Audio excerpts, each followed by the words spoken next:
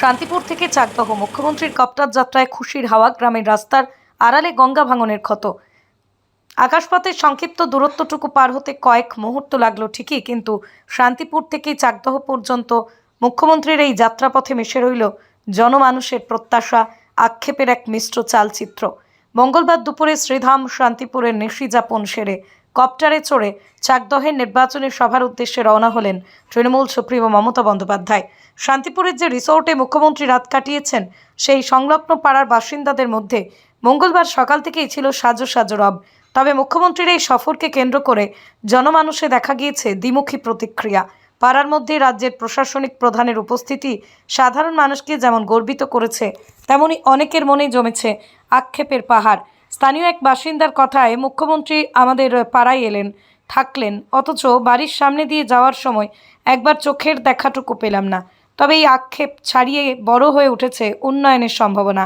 যে রিসর্টে মুখ্যমন্ত্রী ছিলেন, সেখান থেকেই সংযোগকারী ঘিঞ্জি রাস্তাটি চওড়া করার প্রস্তাব দিয়েছে প্রশাসন। বর্ষা এলেই বিঘার পর বিঘা জমি নদীগর্ভে বিলীন হয়ে যায়।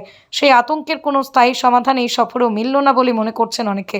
চাকদহের সভায় মুখ্যমন্ত্রী যখন কেন্দ্রের বঞ্চনা নিয়ে সুর চড়াচ্ছেন, তখন শান্তিপুরের জনপদে ইতিবাচক প্রাপ্তি বলতে আপাতত ওই চওড়া হতে চলা রাস্তাটি। তাই বহু মানুষের আক্ষেপ রয়ে গেল। ভালোভাবেই দেখছিলাম, ভালোভাবেই আজ 4-5 দিন দিয়ে আয়োজন সম্বন্ধে সবই করলো, আসলো গেল, সবই ভালো লাগলো। কিন্তু মুখ্যমন্ত্রী দিদি একটু পাড়ার লোকের সঙ্গে কথা বলতো, তবে আমাদের আরও ভালো লাগতো। মানে সেক্ষেত্রে হেঁটে যেতে পারেননি? না, হেঁটে যেতে পারিনি। হেঁটে না গেলেও এক জায়গায় ওইখানে ডাকতো পাড়ার লোককে, একটা তোমাদের কি আবেদন, কোনো জায়গায় গিয়ে তো রাত বাস করে না, এখানে রাত বাস করলো, সব কিছু যখন করলো, তবে এখানে এসে সেটা তো মুখ্যমন্ত্রী, সেটা বিধায়ক তো নয় না, বলছি কথার কথা, একটা মুখ্যমন্ত্রী। তাহলে একটু হেঁটে গেলে সবারই ভালো লাগতো। এখানে মোড়ের মাথা অব্দি হেঁটে যেতে পারতো, তাহলে সবারই এই রাস্তাটা নাকি উনি নাকি চওড়া করার একটা ইচ্ছা প্রকাশ করেছেন, তাহলে সেক্ষেত্রে এটা তো ভালো হলো নাকি? এক্ষেত্রে তো ভালোই হলো। ভালো মানে এইটা তো আর গ্রামীণ রাস্তা, অতটা আমাদের সুবিধা, গ্রামী রাস্তা অত ভালো করেও অসুবিধা নেই, খারাপ করলেও অসুবিধা নেই। 4 চাকা গাড়ি টাড়িগুলো তো এখন তো 4 চাকা গাড়িগুলো ঢুকছে, মিনিটে হয়েছে, পাস করতে পারছে না। হ্যাঁ, মানে একটা আসলে একটা গেলে পাস করতে পারছে না, তা তো পারছে না। এখন তো পাড়ার লোকে যদি রাস্তাটা দেয়, তাহলেই রাস্তাটা বড় হবে, না দিলে তো বড় করতে পারবে না। আপনার বাড়ির সামনে দিয়ে গঙ্গা নদী বয়ে যাচ্ছে, এই গঙ্গাতে কি আপনাদের ভাঙনের কোনো সমস্যা আছে? হ্যাঁ, গঙ্গাটা ভাঙানোর আমাদের আবেদন ছিল, ওটাই সমস্যা ছিল। দিদিকে বলতাম না সবাই, আমাদের কোনো সমস্যা নেই, আমাদের গঙ্গাটা একটু বাদিয়ে দেন, তাহলে আমাদের আর কোনো সমস্যা নেই। অন্যান্য জায়গায় বাঁধানোর কাজ হচ্ছে তো, এখানটায় ভেঙেছে কখনো? এখানে ওরে বাবারে, গঙ্গা নাই, এইখান দিয়ে আমাদের কিলোমিটার, 3 কিলোমিটার দূরে ছিল গঙ্গা। সেই 2000 সালে ভেঙে এখন তো না 1/2 কিলোমিটার এসছে। মানে উনি যদি হেঁটে ভাঙছে এখানে গঙ্গা, এখনো ভাঙছে? হ্যাঁ, হেঁটে আসলে আমাদের এই কথাগুলো বলা যেতে পারতো। বক্তৃতা এইটুকু আমরা কথা বলতাম দিদিকে। কি নাম আপনার? অনিতা হালদার। এই জায়গাটার নাম কি? সূত্রগচ্ছার কালনাপাড়া।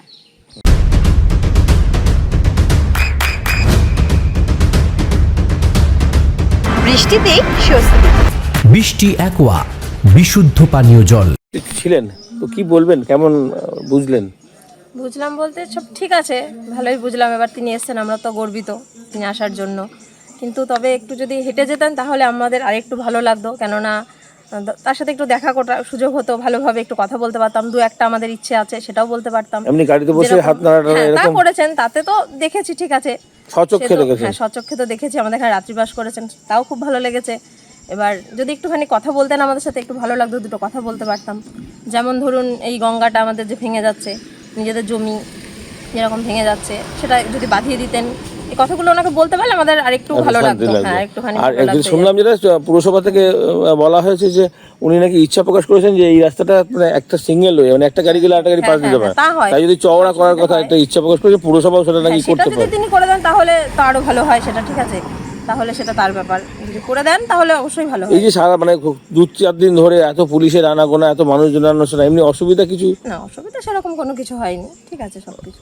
আচ্ছা, কোনো অসুবিধা নেই। কি নাম আপনার? আমার নাম প্রিয়াঙ্কা বিশ্বাস। এই জায়গাটার নাম? সূত্রগচ্ছার কালনাপাড়া। মুখ্যমন্ত্রী আমাদের পাড়ায় এসে আমরা খুব আনন্দিত এবং আমরা খুব ভাগ্যবান আমরা মনে করি। মুখ্যমন্ত্রী আমাদের ভালো লাগলো। যাওয়ার সময় মুখ্যমন্ত্রী আমাদের হাত নেড়ে গেল, টাটা দিতে দিতে গেল, আসার সময় প্রণাম করতে করতে গেল। আমরা দেখলাম, ভালো স্পষ্টভাবে দেখলাম এবং আমাদের ভালো লাগলো। তো সেক্ষেত্রে মানে দেখা হয়েছে, আমাদের দেখা হয়েছে দুইবারে, যাওয়ার সময় দেখেছি, আসার সময় দেখেছি। স্বচক্ষে দেখতে পেলেন? হ্যাঁ, স্বচক্ষে হ্যাঁ, স্বচক্ষে দেখতে পেলাম। দেখতে পেলাম আমরা। আচ্ছা, আপনার পাড়ায় তো রাত্রিবাস করলেন, থাকলেন, হ্যাঁ, তো সেক্ষেত্রে সেক্ষেত্রে আমাদের ভালো লাগলো যে আমরা মুখ্যমন্ত্রীর সঙ্গে রাত বাস করলাম আমাদের পাড়ায়। আর এই যে রাত্রিবেলা মানে অনেক পুলিশ প্রশাসন আসা, অনেক কিছু নিয়ন্ত্রণ, এগুলো তো ছিল, হ্যাঁ। সেগুলো তো কোনো অসুবিধা না, কোনো অসুবিধা নেই। পুলিশরা খুব ভালোভাবেই গার্ড দিয়েছে। খুব কষ্টে ঝড় বৃষ্টি হচ্ছিল, তার সঙ্গেও ওরা রাস্তা দিয়ে ভিজে ভিজে গার্ড দিচ্ছিল। আর এখানে রাস্তা, যেটা আপনাদের ঢোকার রাস্তা, সেই রাস্তা চওড়া করার কথাও নাকি আলোচনা হয়েছে। তো হ্যাঁ, চওড়াটা হলে তো আমাদেরই ভালো হয়, না একটু চওড়া হলে। তার মানে উনি আসলে এরকম ডেভেলপ হলো, এই কারণে মনে হয় ভালো আরো বেশি, নাকি? ওনার সঙ্গে আমাদের কথা হয়নি। না, সে হয়নি, কিন্তু এখানকার কাউন্সিলর বা পুরসভার সঙ্গে মানে উনি ইচ্ছা প্রকাশ করেছেন যে এই রাস্তাটা যাতে চওড়া হয়। হ্যাঁ, কি নাম? চওড়া হলে ভালো হয়। আমার নাম নিত্যগোপাল হালদার, এখানে বাড়ি, এই জায়গাটার নাম কাল্লাপাড়াই বাড়ি। এই জায়গাটার কাল্লাপাড়া। দাদা, শান্তিপুরে কালকে মুখ্যমন্ত্রী এসেছিলেন এবং রাত্রিবাস করেছিলেন। এর আগে কি কখনো এই ধরনের ঘটনা ঘটেছিল শান্তিপুরের ইতিহাসে? শান্তিপুরের ইতিহাসে কোনো মুখ্যমন্ত্রী কোনোদিন রাত্রিবাস করেননি, কিন্তু কালকে একটা সন্ধিক্ষণে উনি এসেছিলেন। আমাদের মনে আছে 1990 সালে উনি একবার এসেছিলেন, সেইবার আমাদের প্রথম পৌর বোর্ড হয়েছিল এবং টানা এই 36 বছর ধরে এই পৌর বোর্ড আজও কিন্তু আছে, আজ পর্যন্ত কিন্তু আমাদের হাত থেকে যায়নি। সেই সময় সিপিএমের প্রচুর অত্যাচার, সেই অত্যাচারে অনেক খুন হয়ে যাচ্ছে।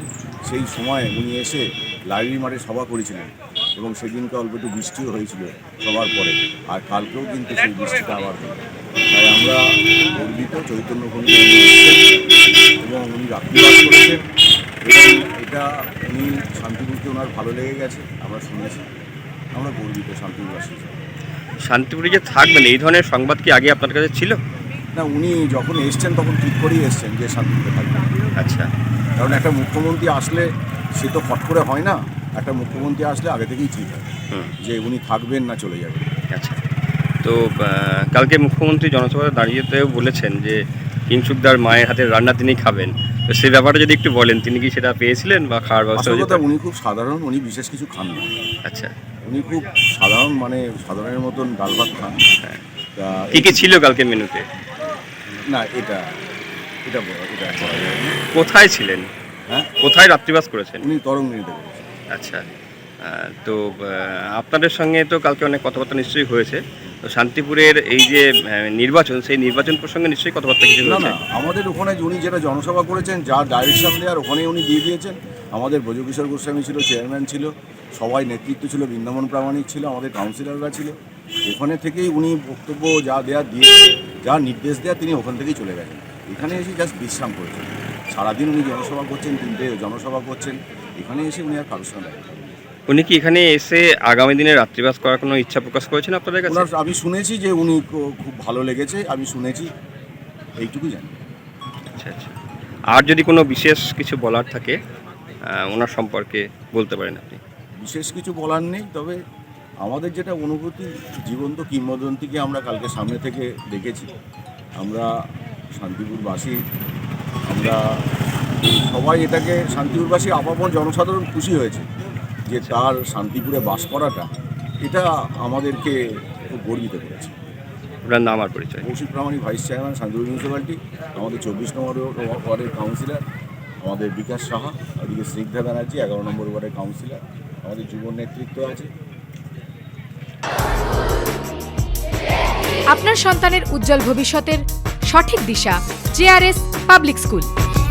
জেআরএস পাবলিক স্কুল, যেখানে শিক্ষা এবং আনন্দ একসাথে। JRS public school has an excellent team of teachers for the holistic development of your child. আপনার সন্তানের উজ্জ্বল ভবিষ্যতের একমাত্র ঠিকানা জেআরএস পাবলিক স্কুল। আপনি কোথায় ইনভেস্ট করবেন, কেন করবেন, বুঝতে পারছেন না তো? সঠিক গাইডলাইন পেতে আজই আসুন নদিয়ার চাকদাতে নিবেদিতা প্রাইভেট লিমিটেডে। Nivedita private limited, marketing and distribution service. Balcony বা সিঁড়ির রেলিং, মডিউলার কিচেন বা ড্রয়িং রুম, এক কথায় আপনার স্বপ্নের বাড়িকে করে তুলুন আরো সুন্দর। Chakdah ply centre, gorgeous look বা কোয়ালিটি সবে 3 নম্বর 1 Chakdah ply centre. Chakdah ply centre, KBM, Chakdah, Nadia. হোমওয়ার্কটা করেছো? হ্যাঁ স্যার।